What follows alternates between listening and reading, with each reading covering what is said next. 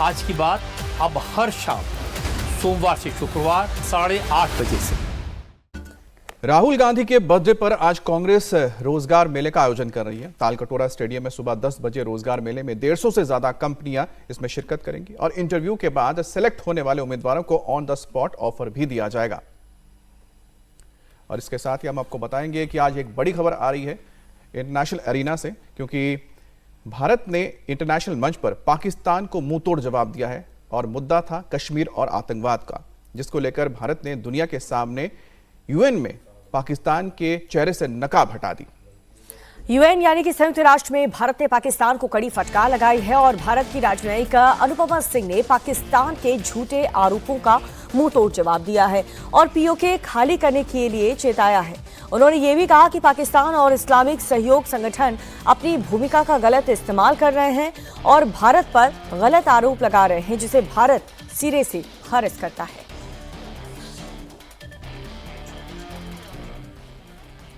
तो यूएन में भारत ने पाकिस्तान को करारी फटकार लगाई है। भारत की राजनयिक ने पाकिस्तान को मुंह तोड़ जवाब दिया है। पाकिस्तान ने भारत के कुछ क्षेत्र में अवैध कब्जा कर रखा है। सिंधु जल संधि और हमारा रुख बिल्कुल साफ है। आतंकवादियों को पालने वाला देश Pakistan.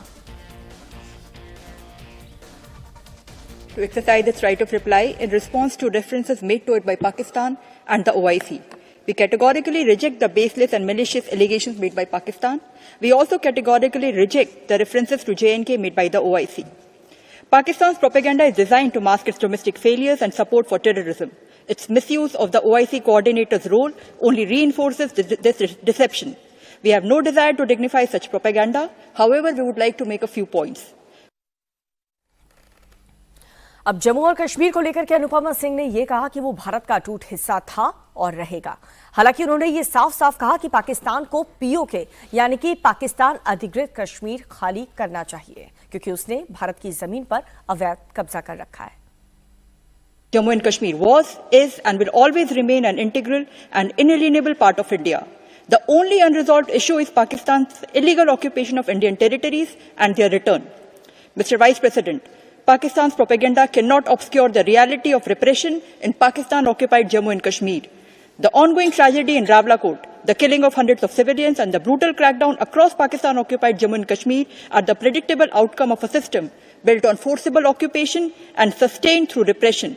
Decades of military land grabs, demographic engineering and the denial of basic freedoms have brought matters to a point where even demand for bread, electricity, rights and dignity are met with bullets and brutality. This should surprise no one. An illegal and illegitimate occupation can be sustained only through force. दरअसल UN की बैठक में पाकिस्तान ने जम्मू कश्मीर पर फिर से पुराना राग आलापा था। भारत पर उसे बदनाम करने के आरोप लगाए गए थे, जिसे भारत ने सिरे से खारिज कर दिया।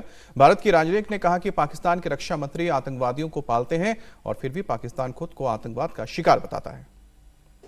Mr. Vice President, this is the country where the sitting defense minister boasts of hosting, training and deploying terrorists as state policy, and yet Pakistan calls itself a victim of terrorism.